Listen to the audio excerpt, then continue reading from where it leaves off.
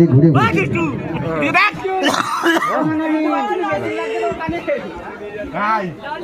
এখন বলছি মিস দুষ্টু এটি ফাটাফাটি সিঙ্গেলার্স বর্তমানে জনপ্রিয় ডান্সারদের আজকের অনুষ্ঠান।